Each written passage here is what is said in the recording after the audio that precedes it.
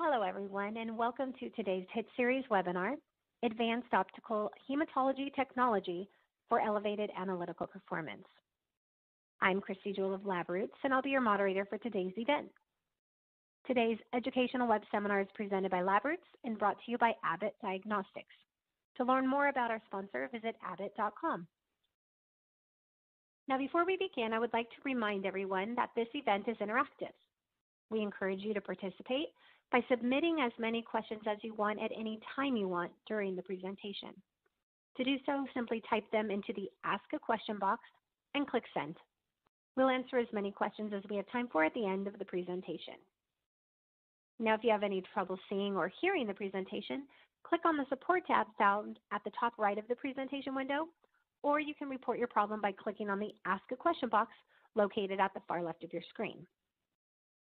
This presentation is educational and thus offers continuing education credits. Please click on the Continuing Education Credits tab located at the top right of the presentation window and follow the process to obtain your credits. I now present today's speaker, Dr. Zainab Mukhtar, Manager, Medical and Scientific Affairs, Abbott Hematology. For a complete biography on our speaker, please visit the Biography tab at the top of your screen. Dr. Mukhtar, you may now begin your presentation.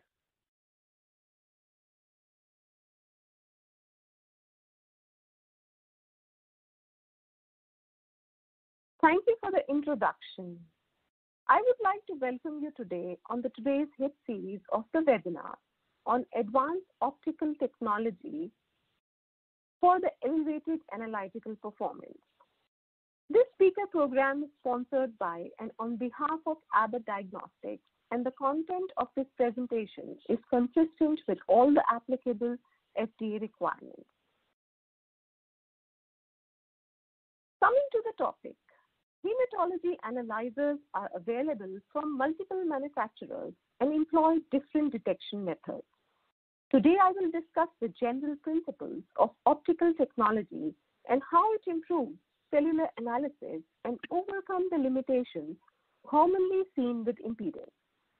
I will proceed forward with the introduction of Alinity H series and explain the advanced SNAPS technology describing the analytical approach for the white blood cells, platelets, red blood cells, and reticulocytes with relevant case demonstrations. The Alinity H series of systems integrates hematology workflow from the high-throughput complete blood count analysis to automated slide making and staining. It is currently available as a standalone analyzer and also as an integrated system with a slide maker and stainer.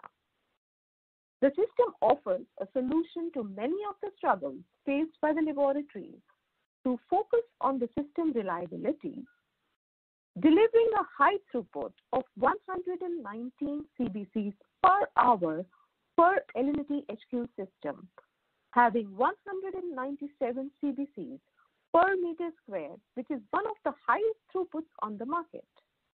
With full integration of the analyzer and the slide maker and stainer to reduce manual intervention.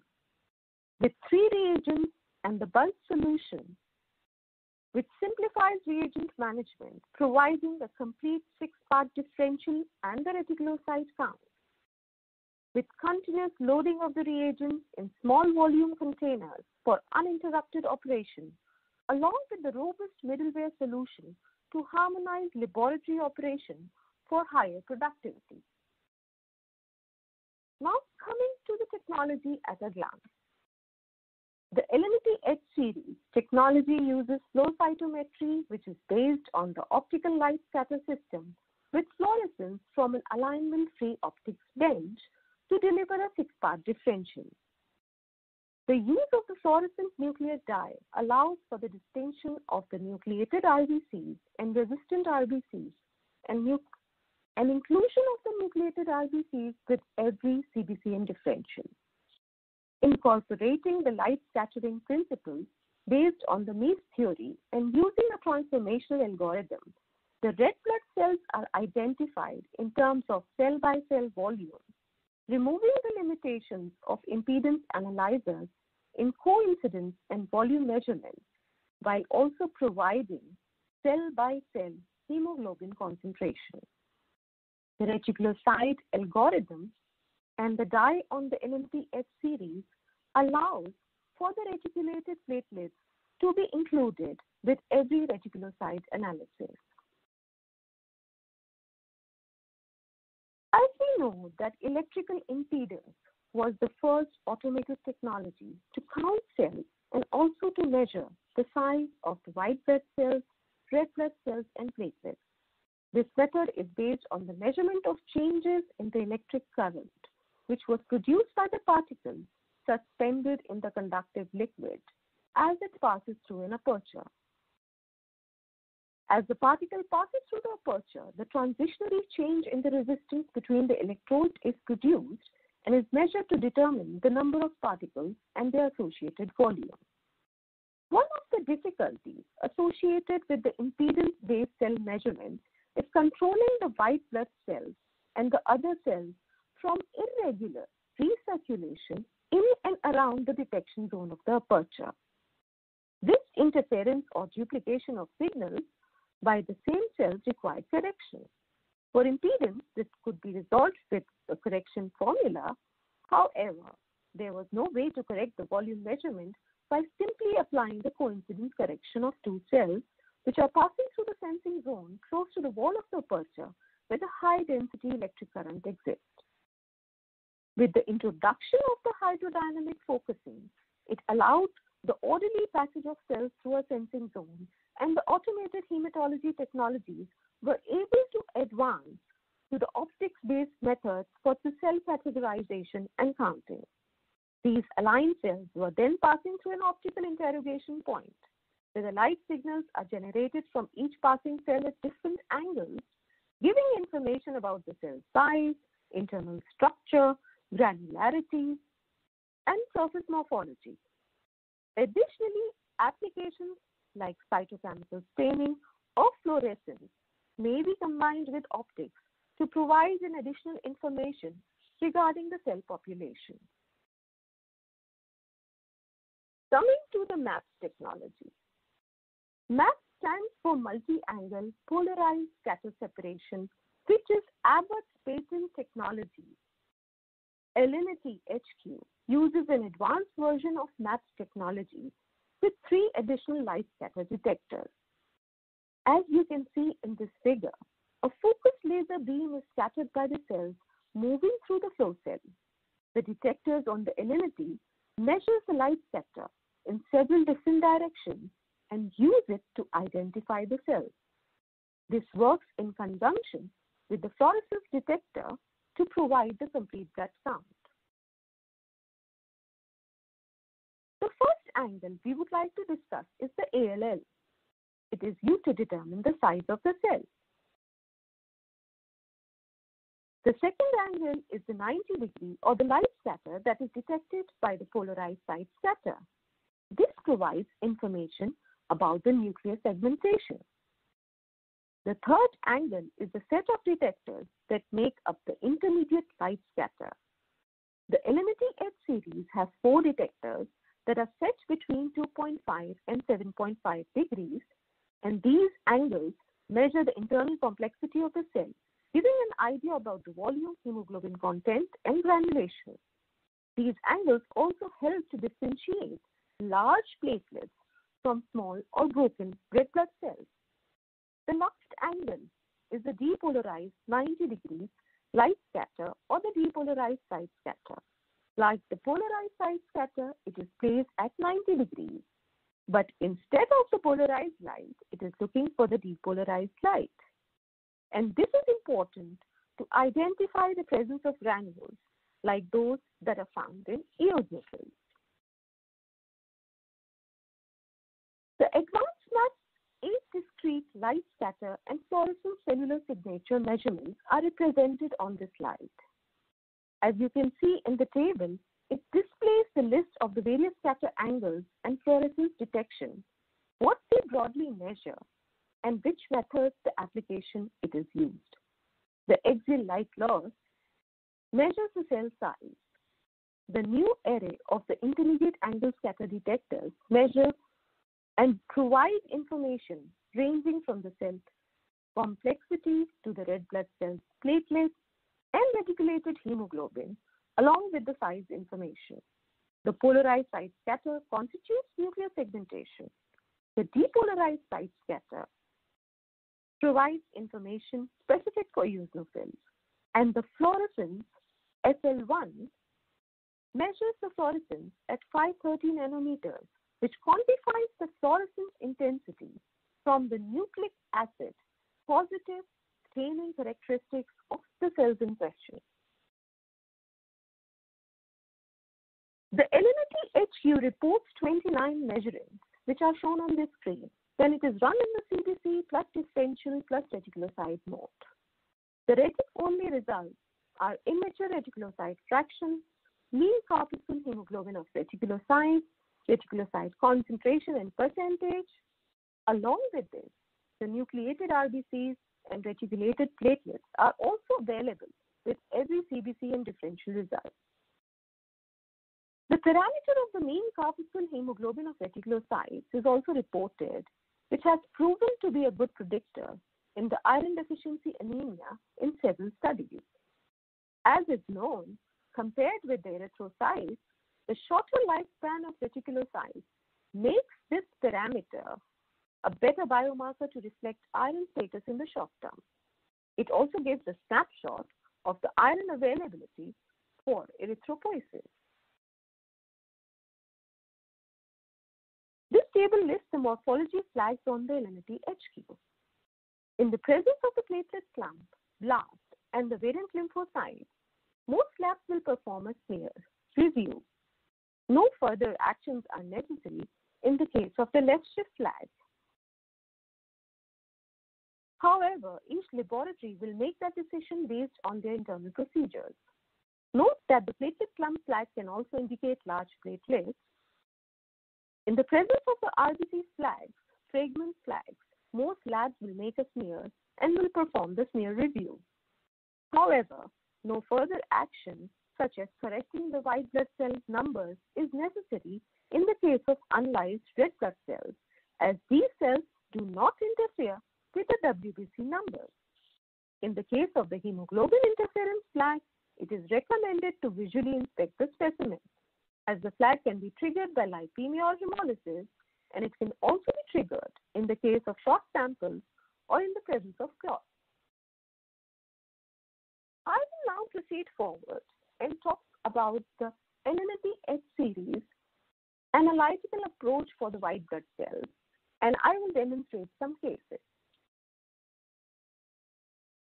We know that there are various approaches that have been adapted by the hematology analyzers by using optical laser and fluorescent technologies.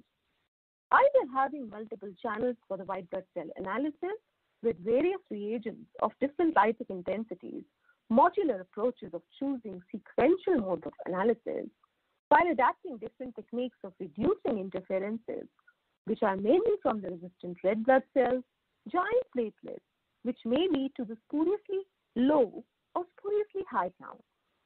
The Alinity HQ design is unique because it has a simpler one-channel approach that enumerates the nucleated red blood cells with every complete blood count result. The white blood cell reagent contains the nucleic acid selected fluorescent cationic dye that stains the nucleic acid and fluoresces. The reagent removes the cytoplasmic membrane from the red blood cells, and when the nucleated RBCs are present, the exposed nuclei are then stained by the dye, and they also fluoresce. The WBC membranes are intact and are permeated by the stain. Therefore, they fluoresce as well. This WBC reagent permits to distinguish white blood cells from the lyse-resistant red blood cells. Thus, Alinity HQ enumerates the nucleated red blood cells with every complete blood count and differential results. Also, inclusion of the additional light scatter angles that we discussed before and the algorithm allow for the enumeration of immature granulocytes, concentrate, and percentage. Alinity reports a 6-part WBC differential, which includes the immature granulocyte concentration and percentage, And along with that, the nucleated RBCs are also reported as concentration and number per 100 white blood cells. They do not interfere with the WBC count. There is no correction of the WBC concentration is required even if the nucleated RBCs are present. This slide shows the white blood cell differential scatterplots. As you can see on the left, the first one is the ALL versus the PSS scatterplot, which is the size versus the polarized light scatter. It shows the difference between the segmented and the unsegmented cells, which are poly and mononuclear cells. The second one below is the scatter plot, which is of the internal complexity versus the size, IAS versus ALL. It separates the major components of differential, as you can see here. The third one is a polarized side scatter versus the depolarized side scatter plot. This scatter is most useful for seeing eosinophils. And in this scatter, the eosinophils, which are shown in green, are differentiated from neutrophils by their unique ability to depolarize 90-degree light due to the granules inside the cells. And the last one below on the right is the fluorescence versus ALL, fluorescence versus the size plot, which displays the nucleated red blood cells when they are present. They are colored red in the lower right-hand area based on their small size and highly fluorescent intensity. We will discuss something about the resistant RBCs here. As it is known, the increased resistance of the red blood cell to lysis is present in certain conditions and sometimes also physiologically in the neonates, in the premature babies, and sometimes in certain hemoglobinopathies. However, this interference in Alinity HQ does not impact the white blood cell count. As you can see in the scatter plots also, they are clearly identified and shows valid results in the first analysis. It has a higher first pass efficiency. And this resistant red blood cell identification in hematology analyzers has proven to be diagnostic in many studies.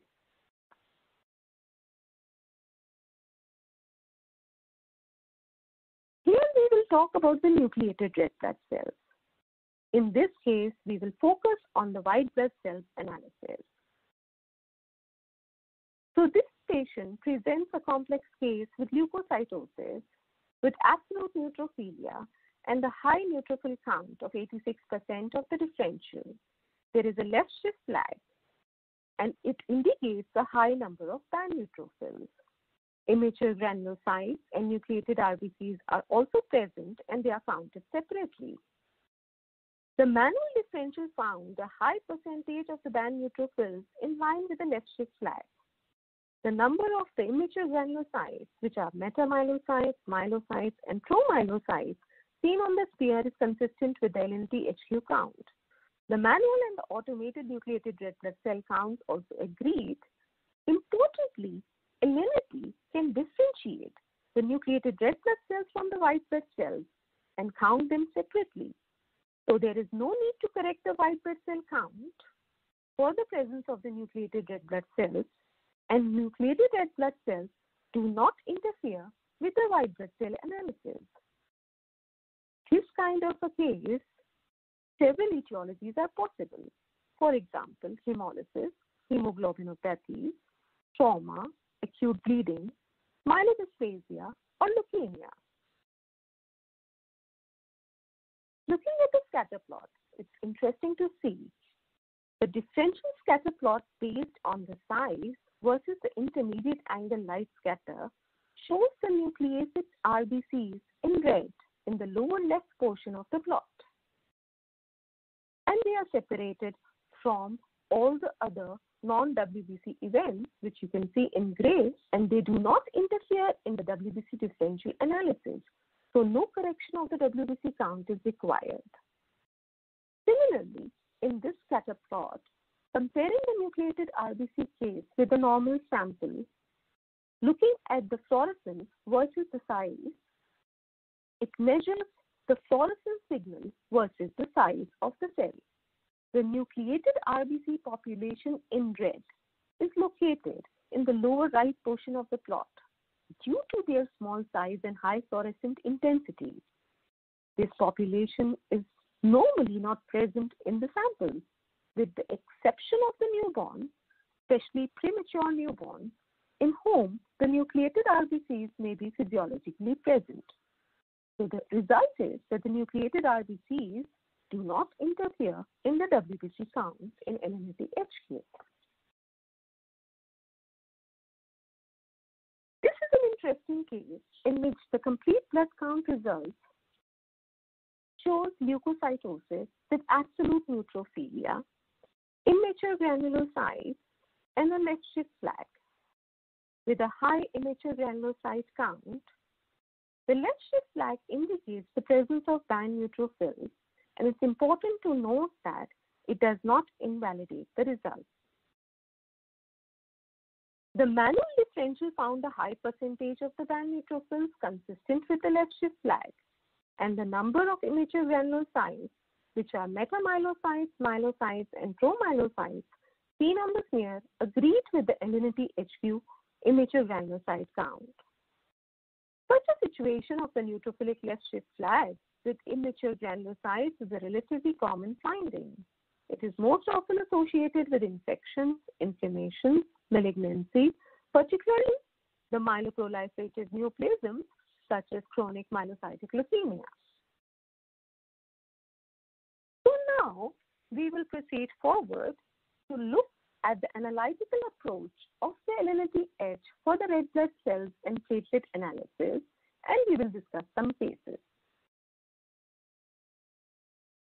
So prior to the analysis for the red blood cells, the red blood cells are seared to remove the orientation effect of the red blood cells when they are measured in the optical detection system. As you can see in the figure, normally the red blood cells are biconcave deformable discs. Since they are biconcave, by changing the surface tension, the red blood cells can be transformed into spheres with unchanged detectable volume, and then the measurement signal produced in the flow cell is no longer affected by the cell orientation. The red blood cell platelet and associated measurements on Alinity are processed from the optical light scatter information using various scatter signals. The removal of the steering effects and multiple angles of the light scatter enables better separation of the red blood cells from platelets. Additionally, the Alinity HQ also measures the red blood cell volume on cell-by-cell basis based on the Mies theory of light scatter. As you can see in the figure, the wider angle intermediate angle scatter measurements also provide cell-by-cell hemoglobin concentration. Interestingly, the mean corpuscle hemoglobin of reticulocytes is also available when the retic analysis is performed. So what are the benefits of this multi-dimensional analysis? Let's look at the benefits of multi-dimensional analysis are best seen when the platelets and RBCs are of similar in size, and such situations are present in the presence of microcytic RBCs, RBC fragments, large or giant platelets. In these cases, impedance or dual-angle light scatter technology may demonstrate the signal overlap.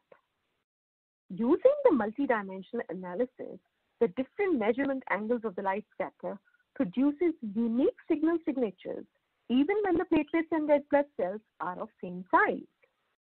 So we know now that it is possible to achieve the accuracy of the platelet counting in optical methods with this approach. However, in some analyzers, they still need extra channels, extra reagents, which do not only reduce the turnaround time, but they also increase the cost. Here we will discuss something related to the red blood cell fragments. A significant finding regarding the red blood cell and the platelet parameter is the RBC fragment flag, the presence of which has rendered the red blood cell and the platelet counts and associated parameters, in this case, suspect, as you can see highlighted in red. This case is presented with anemia, along with a low hemoglobin, hematocrit, and low RBC count with a high MCV, as you can see. Along with this, there is anisocytosis with a high RDW, and the reticulocyte concentration is high, and the percentage is 4.8%. The smear review also found a mild increase in polychromasia and anisocytosis consistent with the elevated reticulocyte count. And increased red blood cell distribution width is quite evident. The smear also reveals a moderate number of schistocytes, acanthocytes, and Burr cells, but the smear also confirmed the Alinity HQ platelet count.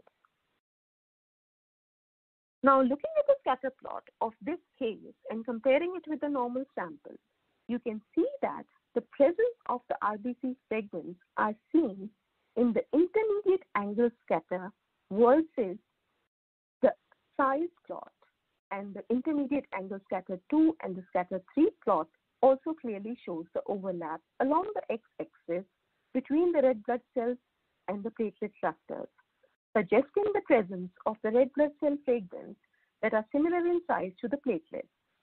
However, the red blood cell and the platelet populations are clearly separated along the y-axis, and this is because of the result of differences in their internal complexity and the light scatter characteristics. So it is important to note that the multi-dimensional analysis of the platelets, which we discussed before, allows this separation in most of the circumstances, preventing the problems encountered in impedance-based hematology analyzers, where spuriously high counts of platelets can be seen in such situations. This is another very interesting case of the platelet clump. We will focus on the platelet clump flag in this case. As you can see that the platelet clump flag is present, and it results in an invalidated platelet count and associated parameters. The smear review confirms the presence of the moderate number of variably sized platelet clumps. The platelet count is normal in this case, as you can see, but it is not reportable because it does not include the platelets that are clumped. The patient also has a normochromic normocytic anemia, and the scattergram shows gray platelet clumps which are clearly differentiated from the white blood cells, and they do not interfere in the white blood cell analysis. Some hematology analyzers still are unable to detect this, and they show false leukocytosis due to the platelet clumps which are large enough to mimic the white blood cell size. Looking at the scatter plot of this particular case and comparing it with a normal one, it shows a characteristic pattern that is specific to the platelet clump. The positioning of the platelet clump and the lymphocyte population along the ALL x-axis suggests that their size is similar. However, using the polar right side scatter on the y-axis, the two populations are separated, and there is no interference with the white blood cell count or differential results. Similarly, if you see below in the two scatter plots, which is of the fluorescence versus the size, you can see that they are clearly separated. So the clumps are clearly separated from the WBC and differential, and they do not interfere in the WBC and differential analysis. I will proceed now to discuss the reticulocytes analytical approach of Alinity H series, and I will discuss a case about it. This figure, as you can see on the slide, is an interesting scatter plot representing the reticulocyte measurement. The x-axis is the relative size based on the axial light loss measurement, and the y is the green fluorescence, which stays positive for the presence of the nucleic acid. The retic reagent uses a fluorescent dye that binds to the RNA found in reticulocytes. Whenever we order retics on the instrument, an aliquot is taken from the RBC and platelet dilution. The algorithm first separates the red blood cells from the white blood cells and platelets based on the size and fluorescence intensity. It then differentiates the mature RBCs from the highly fluorescing reticulocytes using a dynamic threshold. Also, with the second dynamic threshold, it separates the immature reticulocyte fraction with highest fluorescent intensity from the mature reticulocytes. As you can see here, the mature platelets in yellow are also separated from the immature reticulated platelets that are highlighted in blue. And this particular reticulocyte method also allows the Alinity H series to display the mean corpuscle hemoglobin of reticulocytes, which is also a very important parameter. Now, looking at this case of the increased reticulocyte concentration and how it is demonstrated, this patient has a normochromic normocytic anemia with low red blood cells hemoglobin and hematocrit, and the nucleated RBCs are also present. The white blood cell count is high. Along with this, there is low platelets with increased number of reticulated platelets. The sample shows that the reticulocyte concentration is high, which demonstrates that bone marrow is highly active in an attempt to replace the red blood cell loss. The reticulocyte count reflects the erythropoietic activity of the bone marrow and is very useful in both the diagnosis of anemia and in monitoring bone marrow response to therapy. As you can see that the reticulated platelet count is also increased, and this increment is also available in the same analysis. It does not require any change of the mode. It does not require any additional reagent. It does not require any costly application. The reticulated platelets are an integral part of the reticulocyte analysis in Alinity H. As we know that they have a much shorter lifespan in the peripheral circulation, therefore, they act as a marker of megakaryopoietic activity in the bone marrow, which gives them better clinical and diagnostic utility. In this particular case, there are possibilities of several etiologies, like hemolysis, thrombotic thrombocytopenic purpura, microangiopathic hemolytic anemia, or bone marrow recovery following chemotherapy. Now, looking at the scatter plot of this case and comparing it with the normal sample, you can clearly see that the reticulocyte population is more prominent as compared to the hematologically normal sample, consistent with the increased percentage reticulocyte value detected by the Alinity. Compared to the normal plot, the platelet population is also extended along both the axes, showing the presence of large platelets and the presence of the increased number of reticulated platelets, which we just saw, with relatively high fluorescence intensity. Both the size and the increased RNA content implies a very immature platelet population in this case.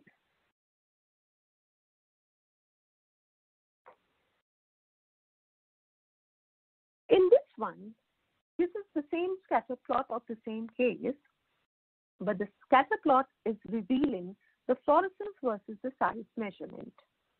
The reticulated platelets are measured using the same reagent that is used for enumerating reticulocytes, and they are detected in the reticulocyte channel. In Alinity, it is possible to have this parameter without any additional application, additional reagent, and it does not impact the turnaround time, which is seen in many other systems.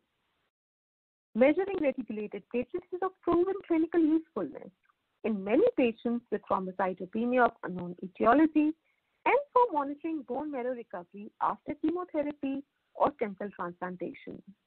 Studies also show that they have a role in the etiology of the coronary artery disease. Now, summarizing the presentation, I would say that we try to discuss better conceptual overview of the Alinity H advanced MAPS technology. We try to discuss the various analytical principles in detail about the analysis of the red blood cells, white blood cells, platelets, and reticulocytes, and we discussed the 6 specific cases to demonstrate the improved accuracy of the cellular analysis of this technology with higher efficiency and confidence in results. All right, I thank you all for attending the presentation today, and I look forward to answer your questions.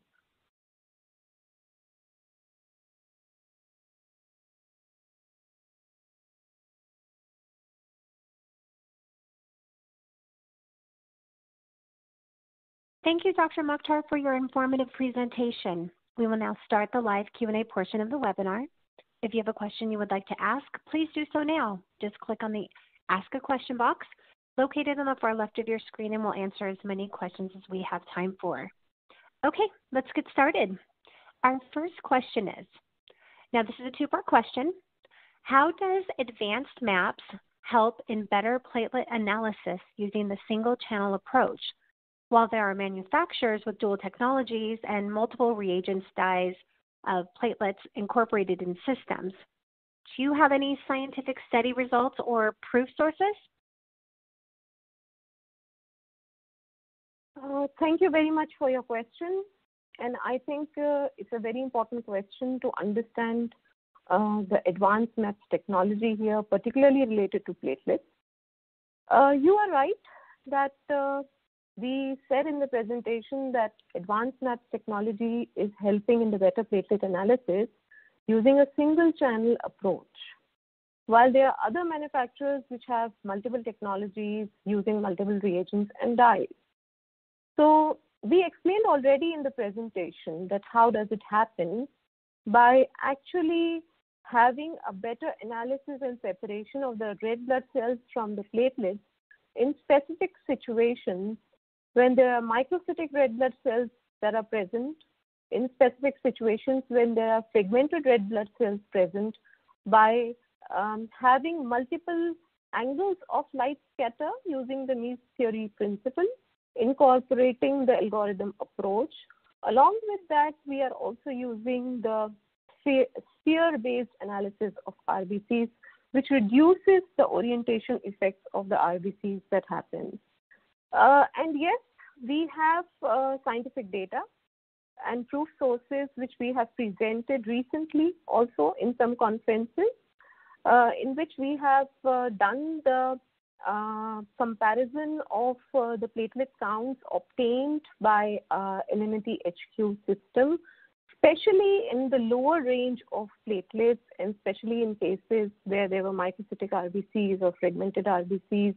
And we have data from those studies which shows that when the platelet counts of Alinity, particularly in the lower range, was compared with the reference platelet methodologies like NT-CD61, the R coefficient values are very good, and this data is already presented and can be available on request from the Medical and Scientific Affairs Division.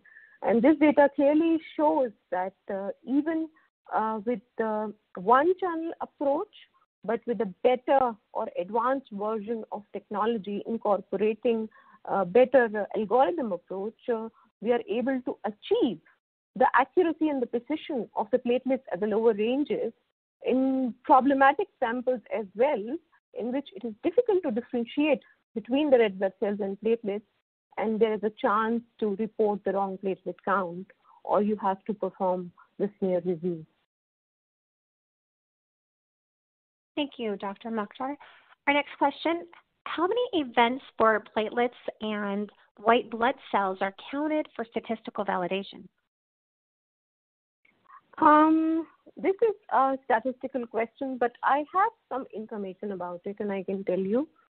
Normally, in hematology analyzers, the number of events are mentioned in the operations manual.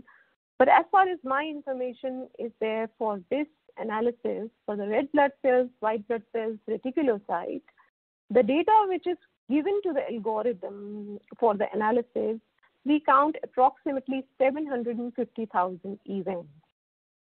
And there are 16 bits of measurements plus time stamp per event given to the algorithm. Our next question, how does the analyzer differentiate between giant platelets and, giant platelets and platelet clumps? So actually, when you look at the analysis of platelets, there is a platelet clump flag also. And there is a volume analysis available and there is a size analysis available. So the intermediate, there are various angles of light scatter that are there. Along with this, there is fluorescent technology as well. So there are many situations in which there is a possibility to have giant platelets or platelet clumps, and the scattergram actually clearly differentiates and tells us about the size and the volume of the platelets, and also gives information about the fluorescence intensity of the platelets, which is sometimes present in the platelets that are immature and are of large size. Dr. Mukhtar, our next question is two parts. Is incorporating a single channel approach the only factor that reduces turnaround in Alinity HQ? And what are some other elements that help in automation of the system? Well, I think as a scientific person that it is not only the single channel approach which is the only factor that reduces the turnaround time in Alinity HQ, because when you look at the system overall, it's a complete solution of hematology, giving complete automation to the laboratory. When you talk about automation and reducing the turnaround time, the efficiency and the operational productivity is measured by looking at the fast speed of the analyzer. Okay, it is one thing. Secondly, by looking at the design of the analyzer, the reagent management system, whether the reagents are duplicated, they are concentrated, they are saving time, there is less effort, there are less chances of errors for the reagents.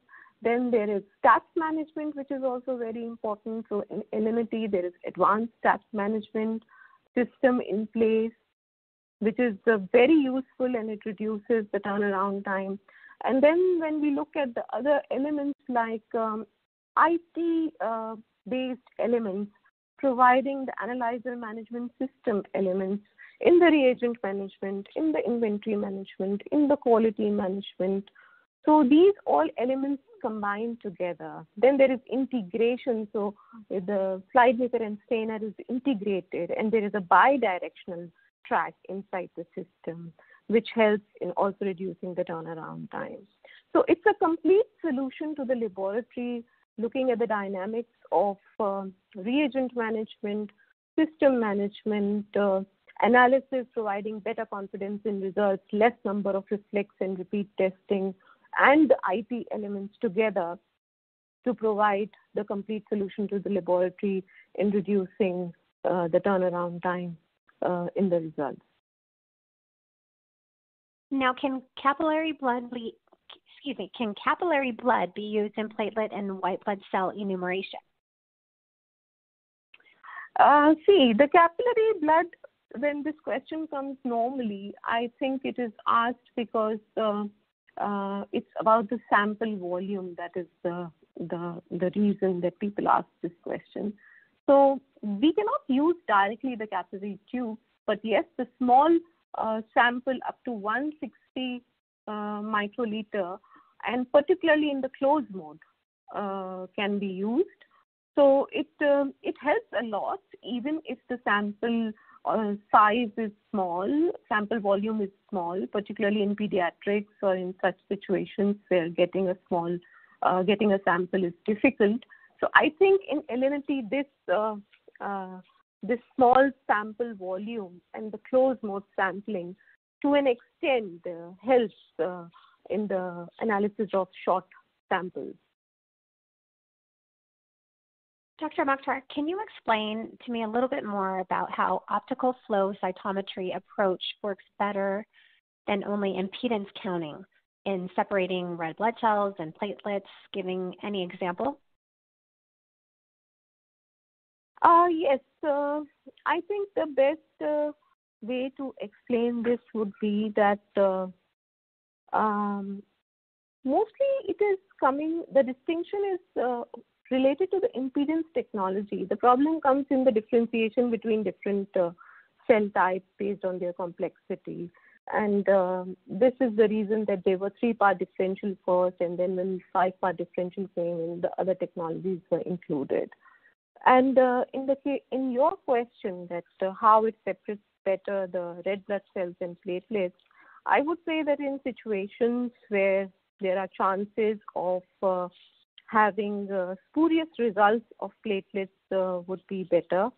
So in situations like having a lot of red blood cell fragments, which can be counted as platelets in certain clinical conditions, for example, like in burns, there is a possibility that some of the impedance-based system might count or enumerate the fragments as platelets, and it will give rise to the spurious counts of platelets, while when you will have a better analysis from the optical light scatter system based on with fluorescence technology, the differentiation between the platelets and red blood cells, which will be very good, giving accurate and precise results of platelets without requiring reflex testing, without requiring a smear review. Thank you. And we have so many great questions coming in. I just want to remind our audience that any questions that we do not have time for today and those submitted during the on-demand period will be addressed by the speaker via the contact information you provided at the time of registration. Now, our next question. What is the clinical importance of reticulated platelets? Different methodologies are used by different manufacturers. Is there any standardization? So reticulated platelets are available in some of the hematology analyzers. These are basically immature platelets that are circulating in blood, and they reflect the megakaryopoiesis activity of the bone marrow. So it's a very useful, non-invasive analysis in patients with thrombocytopenia in various clinical situations to find the etiology of the thrombocytopenia and also the bone marrow response to therapy as well. So regarding your question related to the standardization, up till now, the methodologies that are there in the market to enumerate and identify the reticulated platelets are different. So there is no clear standardization that exists in hematology analyzers related to the methodology. And some of the studies do tell us about the method-based reference intervals of reticulated platelets. So the laboratories have done the reference interval studies, and they have validated their own reference intervals in their specific patient population. And this is how it is done in the laboratories, and where the reticulated platelets have clinical value. Yes, the reticulated platelets have proven to have clinical values in situations when there is a response of the stem cell transplant is required, and they are useful in determining and monitoring the bone marrow recovery after chemotherapy. They also seem to play a role in the etiology of coronary artery diseases in some studies. And also sometimes reticulated platelets help clinicians in understanding the etiology of thrombocytopenia and differentiating it from autoimmune to other reasons or other causes of thrombocytopenia. So it's a very important marker, and it is really useful for the clinicians in certain clinical situations. Dr. Mukhtar, without a CD61, how are PIC POCs resolved? PIC versus POC, what do you mean by that? Can you clarify to me? Sure. The question submitted is, without a CD61, how are PIC or POCs resolved? I think this is related to the platelets, and they would like to know that the PIC-POCs, how they are resolved without having CD61 analysis in the analyzer.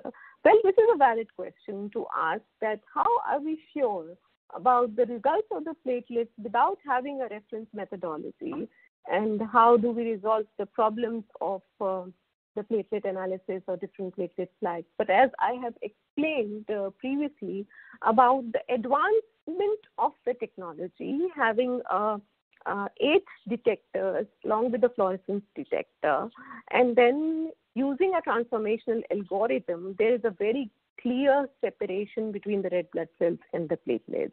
In addition to this, the interfering substances or interfering cells and how they remove the interference is also explained in the presentation in terms of the fragmented red blood cells, in terms of microcytic red blood cells, how the RBCs are spared before the analysis, how the intermediate angles of light scatter are working to differentiate red blood cells from platelets. Then, by incorporating all these elements of technology and methodology, along with the transformational algorithm approach, we are able to have a better accuracy and precision in the platelet results, and that we have demonstrated in the studies that we have conducted, in which we have the data which clearly shows the evidence of having a very good and precise platelet counts, even at the lower platelet concentrations in the abnormal conditions as well. Dr. Mukhtar, what is the nature of the reticulocyte reagent? So regarding the complete reagent constitution, I do not have the complete reagent constitution with me, that how the reticulocyte reagent is constituted, but the reticulocyte reagent basically works with the concept of having a specific dye, which is a patent dye, and the purpose of it is to, as I have explained in the presentation, the fluorescence. So there are nucleic acid staining characteristics of the cell based on the presence of the nuclear material in the cells, and the dye specifically stains that material, and then it emits certain signals or fluorescent signals that are measured, and based on the measurement of the fluorescent signals, the reticulocytes, which are immature cells, are separated from mature red blood cells. And similarly, on the same concept, having the nuclear material in the cells like platelets, when they are immature, they are separated from the mature platelets. And in this way, we are able to have, within the same reticulocyte analysis, we are able to have the immature red blood cells that are reticulocytes. We have immature reticulocyte fraction that are highly fluorescing reticulocytes, because their dye uptake is more, and also based on the size we separate them. And similarly, we separate the mature platelets from the immature platelets based on the size and fluorescence characteristics of the cells. So this is how the reagent management system works for reticulocytes. Thank you. Now, how are Hal-Jolly bodies differentiated from MNRBCs? So there are problems with whole jolly body analysis that have seen in many analyzers. This is true. But I would like to explain here the concept of the nucleated RBC count, that how we are counting the nucleated RBC count. The WBC reagent actually contains a nucleic acid selective fluorescent cationic dye that stains nucleic acid, and it fluoresces at 525 nanometers and removes the cytoplasmic membrane from the red blood cells. So in this way, the nucleated RBC count is available with every WBC differential result. And regarding the whole jolly bodies, of course, they also have the staining characteristics. But then the differentiation is possible, because the WBC analytical approach separates clearly the nucleated RBCs based on their certain fluorescent characteristics, which is at a certain wavelength, and they are clearly evident that these are the nucleated RBCs, and they do not interfere with the WBC analysis.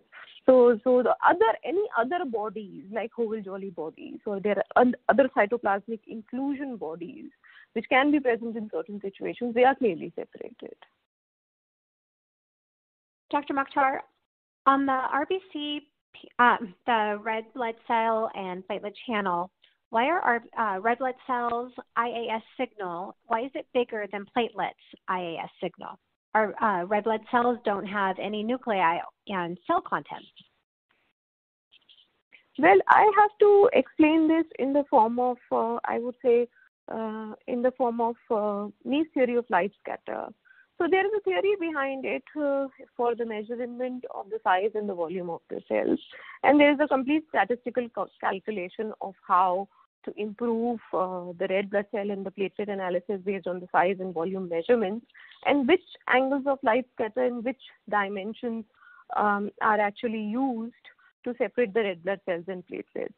If this question requires more information, I can share the study behind it, that why these angles are smaller or why these angles are bigger. But this is a statistical approach which has proven to be useful, and it is statistically tested in various solutions of RBCs, in which RBCs were sphered, in which RBCs were not sphered, in which RBCs were fixed, in which RBCs were not fixed, and then the dual angular approach is used, and these angles are identified like that. So there is a science behind it, and it is already proven, and we have references that can be shared. Now we are almost out of time. We have time for just a few more. Next question. Imaging-based deep learning algorithms are these days coming by a lot of companies. There any comparison WRT optical techniques?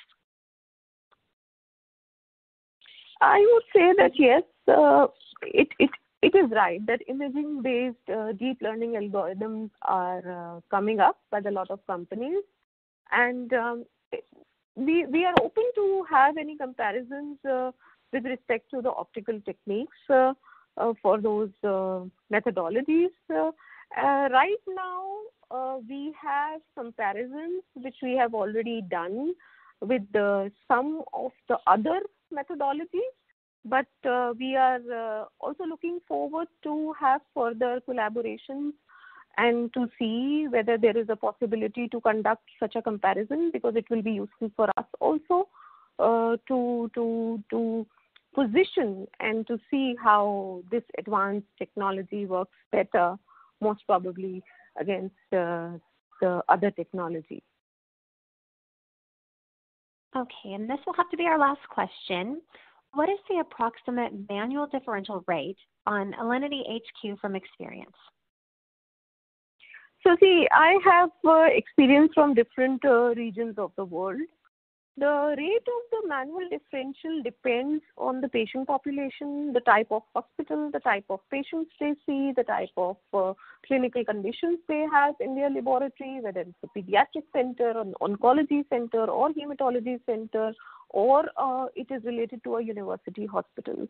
But the data that I have from a tertiary care hospital in which we have conducted such a study, it tells us that the manual differential rate, which was done before using NNT by the tertiary care hospital, which was receiving around 400 samples a day with all the specialities, was reduced to 50% of their existing rate. So after using Alinity, they were able to reduce the smear reviews by almost 50%. So this is what we have at the moment. And by looking at the analytical approach of Alinity, as you have clearly demonstrated in the presentation, that the nucleated RBCs are not interfering in the analysis, the resistant RBCs are not interfering in the analysis, the schistocytes are not interfering in the analysis, the platelets and the red blood cells are clearly differentiated. In cases of hemoglobin interferences, what is the analytical approach of this analyzer?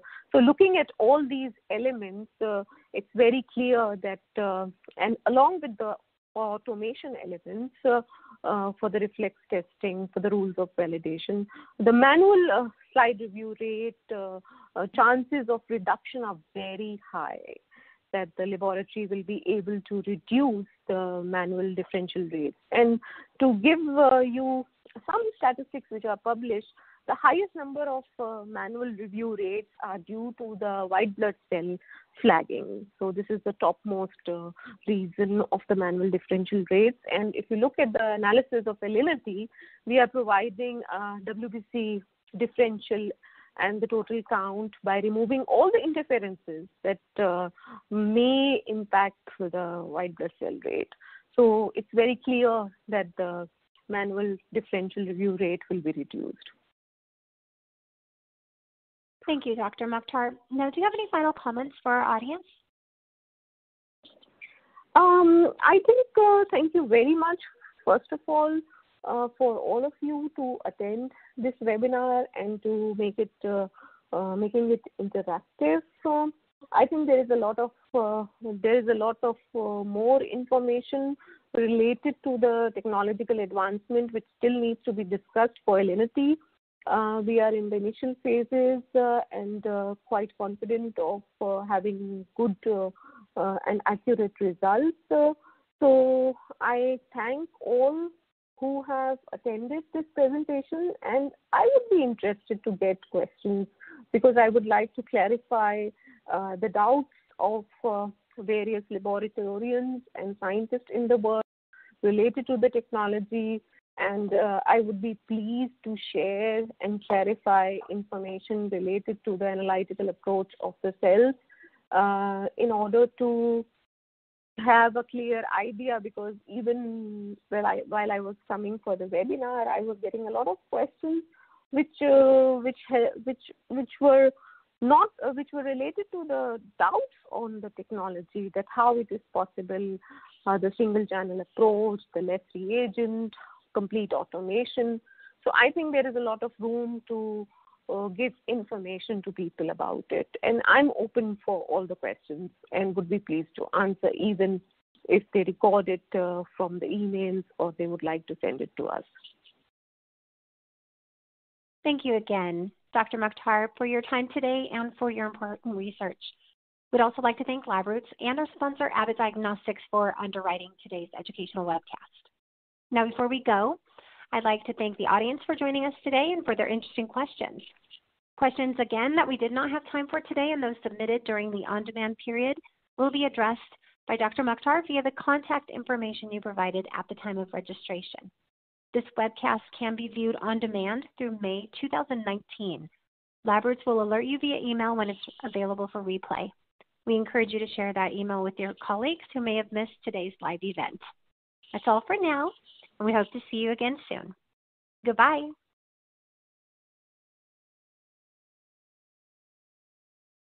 Okay.